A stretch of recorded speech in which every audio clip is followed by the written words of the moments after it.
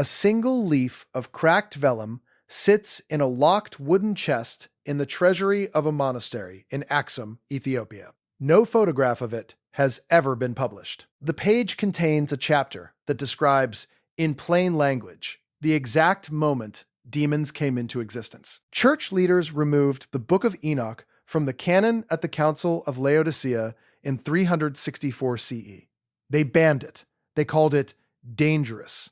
For 17 centuries, that ruling held. Then, in 1947, 11 separate copies of Enoch surfaced in the caves at Qumran. More copies than Deuteronomy, more than Exodus, more than most of the books that stayed in. Whoever kept that library did not treat this text as a fringe document. They copied it more carefully than the ones that survived the councils. And what the text says about demons is not what anyone was taught. It does not describe demons as fallen angels. It describes them as something else entirely, a byproduct, the leftover of a specific event at a specific time involving specific beings, and it explains exactly what happened to their bodies and exactly what happened to the part of them that did not die. Not a myth, not a metaphor. Enoch names the parents. He describes the moment of separation. He records why these things cannot rest and cannot be destroyed and cannot leave the surface of the earth. In the next several minutes, you will see what the text says, where it says these spirits are right now, and why the manuscripts holding the fullest version have been inaccessible since 1974. If forbidden history fascinates you, hit subscribe. Every week, we uncover what was removed from the record. But here's what makes this stranger. The passage does not appear once. It appears twice, in two different sections of Enoch written centuries apart, and both versions agree on the mechanism. The first sits in chapters 15 and 16, the closing movement of the Book of the Watchers. The second sits in chapter 19, fragment 4Q200, held at the Israel Museum in Jerusalem, preserves Aramaic text from this section, and has been dated to roughly 200 BCE. That is older than any text in the New Testament, older than the Gospels by more than 2 centuries. The complete version, with material the Aramaic fragments lost to damage, survives only in the Ge'ez manuscript tradition of the Ethiopian Church. Michael Knibb, whose 1978 Oxford edition remains the standard scholarly English translation, noted that chapters 15 and 16 shift register from the surrounding material. He was describing something specific. The apocalyptic sections of Enoch are full of symbol, beasts, stars, colors, numbers.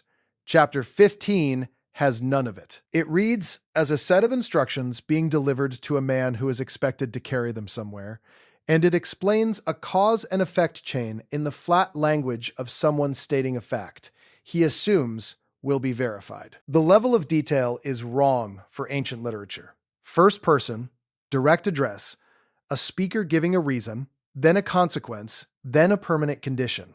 In order. No parables, no riddles. Chapter 15 opens with Enoch being told to deliver a verdict, and then the verdict explains the physics of what went wrong. And this is where it gets disturbing.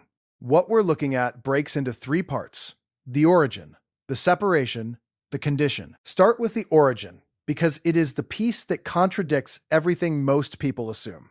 Chapter 15 to 8 states it directly. The text says that from the union of the watchers and the women of the earth, evil spirits came out, and that these spirits will be called evil spirits upon the earth. The surface reading, the one most people carry, is that demons are angels who rebelled and fell. The text says the opposite. The angels who transgressed are dealt with separately and are imprisoned. The demons are their offspring, not the rebels, the children of the rebels. The text is even more specific about why.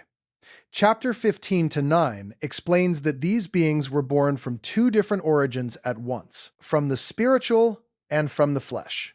And because of that mixed origin, they belong fully to neither category. The text says they will be called spirits of the earth, and that the earth will be their dwelling. But the text doesn't stop there. Chapter 15:10 delivers the mechanism, and it is the cleanest technical statement in the entire passage. The text says that spirits of heaven have their dwelling in heaven, and spirits born on the earth have their dwelling on the earth. It is a containment rule. Origin determines location. A being produced on the surface cannot exit the surface. Not a moral judgment. A structural constraint. The text is describing a boundary that these beings are physically unable to cross, and it gives the reason, in one clause, the flesh half came from here, so here is where the spirit half stays. What follows in chapter 16 is stranger still. Verse 1 addresses what happened when the physical bodies of these beings died in the flood. The text says that from the day of the slaughter and destruction and death, the spirits that went out from the soul of their flesh will destroy without incurring judgment. Read that carefully. The bodies were destroyed, the spirits were not. And the text specifies that these spirits operate outside the judgment process entirely until the day of the great consummation. Then comes the part that shouldn't be possible for a text this old to be this precise about. Chapter 15:11 lists what these spirits actually do, and it does not read like a demonology. It reads like a symptom list. The text says they will afflict, oppress, destroy, and cause trouble on the earth. They bring no food, and they do not thirst, and they are invisible. That last clause is the one to sit with. The text states, as a matter of physical property, that these things do not eat and are not seen. An ancient author, writing horror, would give them appetite. This author strips it out. He describes a category of thing that persists without intake, occupies the surface, and cannot be perceived. He wrote it the way you would write down a specification. And chapter 15:12 closes the sequence with the reason they cannot stop. The text says, these spirits rise up against the children of men and against the women, because they have come from them, not malice. Origin. They are drawn to the only category of thing they are half made of. Here's what the translators left out. The standard English editions, including the R.H. Charles translation of 1906 that most people still quote from without knowing it, render the key term in chapter 15:8 as evil spirits, clean, familiar. It slots straight into the demon category every reader already has. The GEIE manuscript tradition uses the construction manifest ekouyan. The first word, manifest, carries the ordinary sense of spirits or breaths, but it is the same root used across the Ethiopian tradition for wind and for breath, the animating thing, not a distinct species of creature. Ekouyan is the qualifier, and the phrase read against how the same construction is used elsewhere in the GE's corpus does not primarily mean creatures that are evil. It reads closer to breaths that came out wrong, not a species, a defect, a product of a process that failed. The distinction changes what the chapter is describing. Charles's rendering gives you a bestiary entry. The GAE's gives you a manufacturing fault. And there is a second thing. The Western editions flatten. Chapter 15:10 in the Ethiopian tradition uses a present continuous construction for the dwelling clause. Not, they will dwell on the earth. They are dwelling on the earth. Present tense. In a passage that surrounds it with future tense on either side. The translators smoothed it into the future to match. The manuscript does not. Enoch is told, in the middle of a prophecy, that this particular condition is already the case and is ongoing. The text moves on, but the implication sits there. What modern readers don't realize is how closely this matches something that turned up in genetics decades after anyone stopped taking the passage seriously. In 2010, a team led by Svante Pabo at the Max Planck Institute for Evolutionary Anthropology published the draft Neanderthal genome in Science. The finding that made headlines was that non-African modern humans carry roughly 1 to 2% Neanderthal DNA, interbreeding between two distinct hominin populations, confirmed at the molecular level. The finding that did not make headlines was what happened to that DNA afterward. Subsequent work including a 2014 study by Sriram Sankaraman and colleagues, published in Nature, mapped where Neanderthal sequences sit in the modern genome and found large stretches that are almost entirely swept clean. Deserts, regions where the hybrid contribution was eliminated. The researchers concluded the hybrid offspring carried reduced fertility and that natural selection removed most of the mixed inheritance over time. Two lineages meet. Offspring are produced. The offspring are not viable as a lineage. The mixed contribution is eliminated from the body of the species, and what remains is scattered fragments that persist in a population that is otherwise entirely one kind. The text describes a union between two categories that should not have mixed, offspring that were not viable, bodies eliminated, and a residue that persists on the surface without a body of its own. The science found a union between two populations that had been separate for hundreds of thousands of years, hybrid offspring with compromised viability, a lineage that ended, and a residue that persists inside a population that is otherwise entirely one kind. The parallel is not metaphorical. It is structural. And there is a second layer. A 2016 study in the American Journal of Human Genetics, led by Corinne Simonti at Vanderbilt, cross-referenced Neanderthal-derived variants against electronic health records from more than 28,000 patients. The surviving fragments were associated with elevated risk for a specific set of conditions: depression, mood disorders, neurological effects. Chapter 1511 says these spirits afflict and cause trouble and are not seen. The 2016 data says the surviving hybrid residue in the human genome is statistically linked to affliction that has no visible external source. Enoch wrote that the thing left over from the mixing acts on the mind of the descendants and cannot be perceived. That is not a claim about genetics, but it is the same shape. The suppression starts at the Council of Laodicea in 364 CE. The council removed Enoch from the canon. The stated grounds were authorship. The functional problem was chapters 15 and 16, because they supply an origin story for demons that runs through biology rather than rebellion, and that origin sits outside the doctrinal frame the council was consolidating. Jerome, compiling the Latin Vulgate around 400 CE, classified Enoch as apocryphal and did not engage with the argument in chapter 15 at all. Augustine, writing in the City of God around 410 CE, addressed the Enochic material and dismissed it as too old to be reliably transmitted. He did not address the mechanism. Neither man explained why a text they considered corrupt contained a cause and effect chain that was internally consistent across two sections composed centuries apart. The Ethiopian Church, operating outside Rome's reach, kept Enoch in its canon. It never left. When the Scottish traveler James Bruce carried 3 Guise manuscripts back to Europe in 1773, chapters 15 and 16 drew immediate hostility. 19th century reviewers treated the origin passage as evidence of pagan contamination.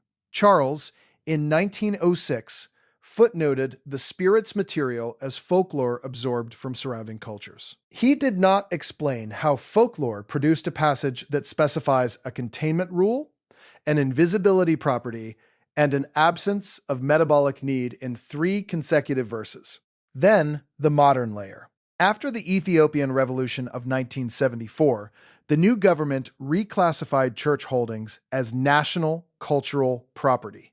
Access to the Aksum manuscript collections has been restricted since. Requests for direct examination of the oldest GES witnesses have been declined repeatedly across the decades since, and the fullest versions of these chapters remain known to Western scholarship largely through secondary description rather than first-hand examination. The objection was never only theological. A text that says demons are the residue of a hybridization event is making a claim about what happened. And claims about what happened can be checked. Now, Here's where it gets active. The Qumran Enoch fragments were not published on a normal schedule. When the scrolls were cataloged in the early 1950s, the assignment of fragments to editors created a bottleneck that lasted decades. The Aramaic Enoch material sat unpublished until Joseph Milik released his edition in 1976, 29 years after discovery. When it finally appeared, the commentary treated the spirit's material as derivative folklore and moved past it. There is also the matter of what the fragments do not contain. The Aramaic witnesses to chapters 15 and 16 are damaged in precisely the places where the GES preserves the fullest reading. Scholars working on the reconstruction have noted the loss. The material that survives only in Axum survives nowhere that can be independently examined. And the collection in Axum has not been fully cataloged in public. Not in 1974. Not since. Now, let me be clear. I am not saying the Book of Enoch is a genetics paper, or that a text written before the Roman Empire encoded a description of hybridization deserts in the human genome. It is not a laboratory report. But what the text describes, when you read it carefully, matches the documented findings in shape after shape.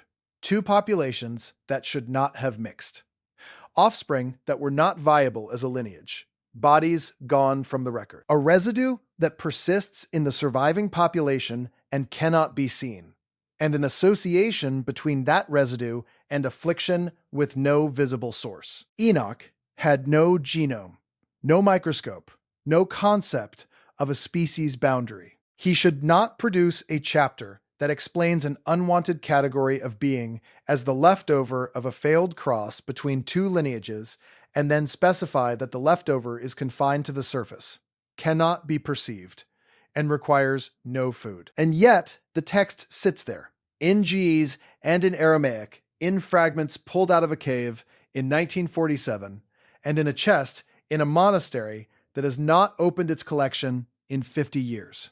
Saying what it has said for over 2,000 years. What we have to confront is the simplest explanation that fits the evidence. If chapter 15 attributes the origin of demons to hybridization rather than rebellion, if chapter 15:10 states a containment rule that ties location to origin, if chapter 15:11 describes beings without appetite and without visibility, if chapter 16:1 states the bodies died and the spirits did not, and if a text older than every book of the New Testament lays that chain out in order, in plain language, with a cause given for each step, then the text is not mythology.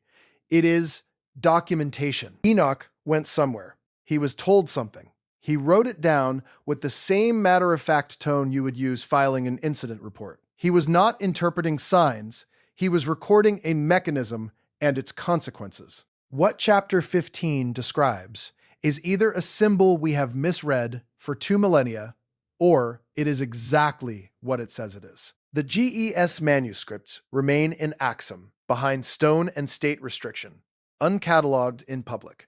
Fragment 4Q201 sits under glass in Jerusalem, older than any gospel, damaged in the places that matter most. Milik's edition sits on library shelves with the origin passage dismissed in a footnote. The Neanderthal sequence data sits in a public database in Leipzig, deserts and all. The Vanderbilt health records sit in a server, cross-referenced and published. And in a book that was removed from the record in 364 CE, a man named Enoch is handed a verdict and told to carry it back down.